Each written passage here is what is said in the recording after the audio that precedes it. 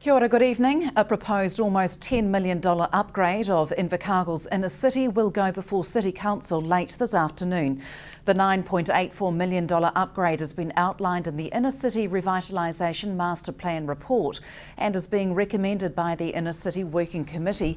Councillors will discuss the proposal this afternoon. Among proposed projects, family and youth open spaces, a marketplace site, roading changes and more community facilities. Some objections have been made by the public, including a 1,000-strong petition opposing the proposal to narrow Tay and D streets. And we'll have more on this tomorrow. Fonterra has lifted its forecast farmgate milk price for the 2014 season by 30 cents to $7.80 per kilogram of milk solids. The increase, along with an estimated dividend of 32 cents a share, amounts to a forecast cash payout of $8.12. Chairman John Wilson says it reflects continuing strong international dairy prices. He says current market views support commodity prices remaining at historically high levels longer than forecasted. He's at this stage of the season, however, he says there are a number of uncertainties, and that is why there's no change to the current advance rate announced in July. This winter has been the warmest ever nationally, according to meteorologist Andy Fraser. Sarah Bedford spoke to him about the unusually mild season. Well, over the whole winter, I haven't actually done the numbers yet because we've still got a few days to go, but the temperature overall is probably around 2, maybe 2.2 degrees warmer than normal, which over a 3-month period is quite a significant sum. And of course we had the warmest July ever, and that's not just in Invercargill, that's many parts of the South Island. So it's been a very, very warm winter. What's the reason for that? Well, for much of the winter we've had a lot of anticyclones forming up out near the Chatham Islands and to the east of the North Island. Lows have stayed way south of Tasmania and the Australian Bight. There's actually been quite a lot of bad weather in parts of southern Australia. And of course we're between the two, and a lot of air's been coming down from the North Tasman, Queensland area, Northern Territories, where the temperature doesn't fall below 20. So even though it's cooled down a wee bit, it's relatively warm when it gets here. We've had very few southerly outbreaks, and that's the key to it, very few southerly outbreaks. Are these trends that we could probably see continuing into the future, do you think? Well, I've learned that in the weather game you can never look further ahead than 5 or 7 days. And we do go through cycles here. I'm looking back over 30 or 40 years. We go through cycles where there's relentless westerly type weather. We get frequent changes, a lot of wind. Lows frequently pass close to the bottom end of the South Island. We have other patterns where anticyclones get locked in certain places. We call them blocking highs, and that's what we've had for much of this winter. A high blocking the weather that normally comes into the Tasman Sea. The high's been sitting out by the Chathams, prevents all the bad weather from getting onto the southern part of New Zealand. So we haven't had much bad weather. Does that mean we just haven't had it yet? Right, the old are we going to catch up theory. Well, if you look at it like that, we're always due for more bad weather in the future, and I don't think it's really a case of having to catch up on this occasion. It's just that random pattern of weather. Sometimes it's not quite so random. It's been very static for the last basically 2.5 months. Highs have, as I've said, been locked in one spot. But we're sure to be sure we're going to get some bad weather going into the future. Spring and summer, how do you see the outlook being there? Not going to mention it what the weather's likely to be like because, as I said, long-range forecasting is fraught with difficulty. It'll just be average, whatever average is down here, because we do get wide variations. Now, coming into tomorrow, it does look like we're about to get a cold snap. Yeah, that's right. There's a system going to brew up in the Tasman Sea and move over us during tomorrow afternoon. There'll be a 12 or 18-hour period where the weather will be quite blustery, cold, bit of hail, snow possibly down to the higher roads in the province, 300 or 400 metres. Nothing out of the ordinary for the average winter, but it'll be our worst weather. You'd have to go back to early July or even June to find weather like we've had. Invercargill remains a far more affordable place to own a house than the national average. According to the Roost Home Loan Affordability Report, nationally it took 55.3% of a single median income to afford a mortgage on a median house in July. In Invercargill, that figure is just 30.4%, down from 35.4% in June, while Queenstown was more than 82.4%. Nationally, home loan affordability improved slightly in July after the median house price edged lower as banks began tightening lending to comply with the Reserve Bank's new limits confirmed last week. New Zealand passports are set to be extended so travellers get their full 5-year use.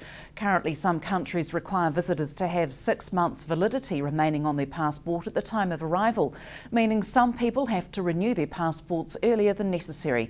The Passport Amendment Bill will increase the validity period so time lost can be credited to the new passport up to an additional 9 months. Changes are expected to take place by the end of the year.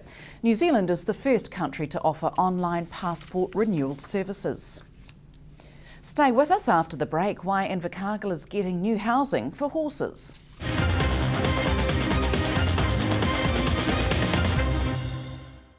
Welcome back. A lack of nominations for the upcoming local government elections means 2 Southland community boards will instead have by-elections at a later date. The Tuatapere Community Board and the Edendale subdivision of the Edendale Wyndham Community Board did not get enough nominations to be part of the normal elections. Sarah Bedford spoke to Electoral Officer Virginia Dillon about it. No, it's not unusual that we normally have this in local body elections, for the district council anyway. Why do you think that happens, that we don't get enough names coming forward? I don't know. I can't comment on it. I don't know why people don't stand. They don't let us know.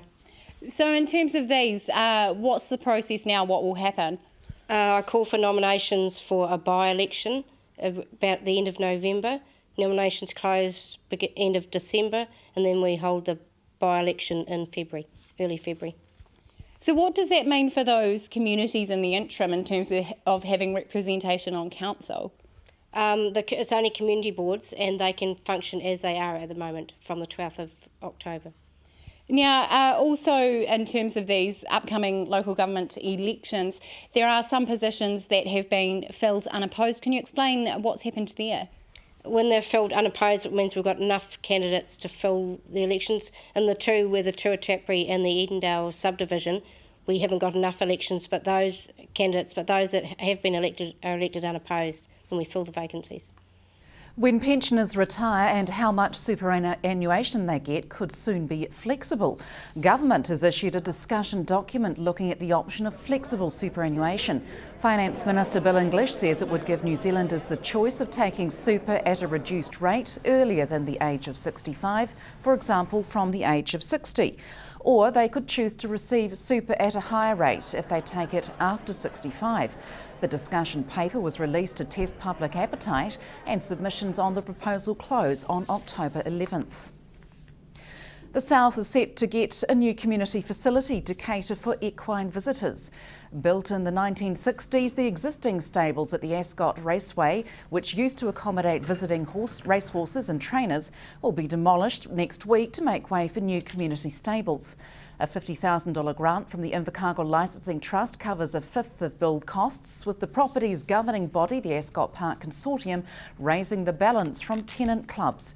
The horse barn will be the largest community equestrian facility in Invercargill, and President of Southland Racing Club, Sean Bellew, says it'll give equestrian events scope for operation. In the past, we've had reasonably large South Island events down here, and of course accommodation always becomes crucial, and you know we've certainly allotted land to people, and they've just put hot wires up. So if we can house 20 odd animals for somebody, well, I'm sure for a group, I'm sure that's going to be a help. And will there be a fee associated with using the facility? No, it's because of partial the funding was through the ILT Foundation and the ILT on a commercial basis. We don't want to go outside the scope of the grant, and the grant purely means that it's community based, and so we're not here to make commercial gain. No. And as far as the plans go, what's it going to be replaced with? What we're doing is it's going to be a walk-through barn, so it'll be a tunnel and boxes feeding off it, both on the south and north side. We'll have 14 boxes inside, and then we're going to add some additional space which the resident trainers can use, so there'll be an exterior, and so we're going to house up to 22 animals at any one given time. So that I think it's a really good fit. I think that we can cater for the people. There's a wee bit of a cry for space here now, so as I say, the interior of the building, the boxes per se, they'll be vacant, and they will be just on a arrival basis. First in, first served. Well, of course, I mean, obviously there'll be a collaboration with our managers at the course to make sure that they are available here.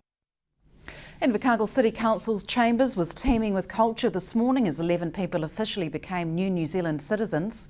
Invercargill Mayor Tim Shadbolt welcomed the new citizens from 5 countries, including Fiji, Philippines and Pakistan, and after swearing an oath of allegiance to Queen and Country, families were presented with native trees. Invercargill City Council performs around 5 citizenship ceremonies each year, and for the past 4 years the numbers of new citizens has increased each year. In 2010 there were 30 new citizens, last year 98, and so far this year 79, with another ceremony still to be held. Entertainment company Opportunity was in Invercargill today performing a milestone gala concert. The company is on its 100th national tour of concerts and says it's one of the few arts companies in New Zealand to have ever done so. The daytime concert series is called The Greatest Song Ever Written and features the top 26 songs nominated by audiences around the country. The company was established in 2001 and has performed nearly 2,000 concerts to over 500,000 people, also equating to more than 40,000 songs. And that's it from news. Coming up in sport, All Black rugby action from the weekend Splittersloe Cup match. From the news team, good night.